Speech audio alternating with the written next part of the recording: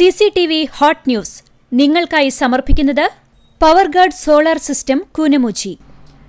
നമസ്കാരം. CCTV hot ന്യൂസിലേക്ക് സ്വാഗതം.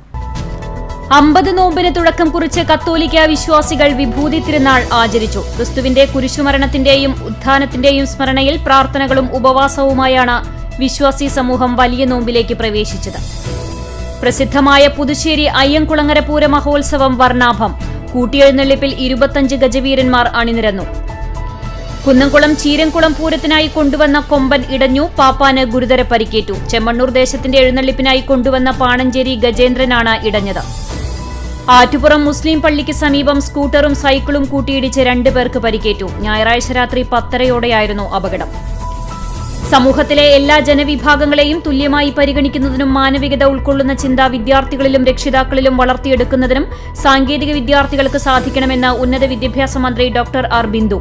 വിദ്യ എഞ്ചിനീയറിംഗ് കോളേജിന്റെ സംരംഭമായ വിദ്യ എംപവർമെന്റ് സെന്ററിന്റെ അവാർഡ് ദാന ചടങ്ങ് ഓൺലൈനായി മന്ത്രി നിർവഹിച്ചു. വേലൂർ മണിമലർക്കാവ് ഭഗവതി ക്ഷേത്രത്തിലെ കുതിരവേലയോടനുബന്ധിച്ച് എരുമപ്പെട്ടി പോലീസിന്റെ നേതൃത്വത്തിൽ യോഗം ചേർന്നു. ഗജരത്നം ഗുരുവായൂർ പത്മനാഭനെ അനുസ്മരിച്ചു. ശ്രീവത്സം അതിഥി മന്ദിര വളപ്പിലെ പത്മനാഭന്റെ പ്രതിമയ്ക്ക് മുന്നിൽ നിലവിളക്ക് കൊളുത്തിയ ശേഷം Devaswom chairman doctor VK Vijayan പുഷ്പചക്രം സമർപ്പിച്ചു.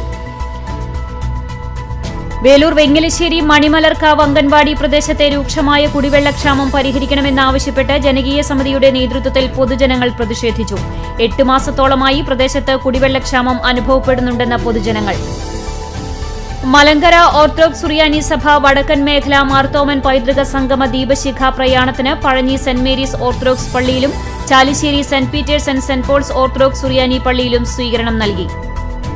ഗുരുവായൂർ പൂക്കോട് തണൽ കലാകായിക സാംസ്കാരിക വേദിയുടെ ആഭിമുഖ്യത്തിൽ സംഘടിപ്പിച്ച P. കൃഷ്ണപിള്ള സ്മാരക വിന്നേഴ്സ് ട്രോഫിക്കും VS ഇന്ദ്രൻ സ്മാരക റണ്ണേഴ്സ് ട്രോഫിക്കും വേണ്ടിയുള്ള 14ാമത് അഖില Kerala flood light sevens football മേളയിൽ ഗ്രിഫിൻസ് FC തൃശൂർ ജേതാക്കളായി. സംസ്ഥാനത്തെ ന്യൂറോളജി ഡോക്ടർമാരുടെ സംഘടനയായ കൈരളി ന്യൂറോ സയൻസസ് സൊസൈറ്റിയുടെ സമ്മേളനത്തോടനുബന്ധിച്ച് വാക്കത്തോൺ സംഘടിപ്പിച്ചു. മുണ്ടത്തിക്കോട് വിനോദ് ലിയോ ചികിത്സാ ധനസഹായ നിധിയിലേക്ക് വേണ്ടി ഫ്ലഡ് ലൈറ്റ് ഷൂട്ടൌട്ട് മത്സരം നടത്തി. 36 ടീമുകൾ മത്സരത്തിൽ പങ്കെടുത്തു. പഠിപ്പിച്ച അധ്യാപകർക്ക് ഗുരുദക്ഷിണയായി അധ്യാപകരുടെ സ്കൂൾ അനുഭവങ്ങൾ പുസ്തകമാക്കാൻ മണത്തല ഗവൺമെന്റ് ഹൈസ്കൂളിലെ SSLC 87 ബാച്ച് പൂർവ്വ വിദ്യാർത്ഥികൾ.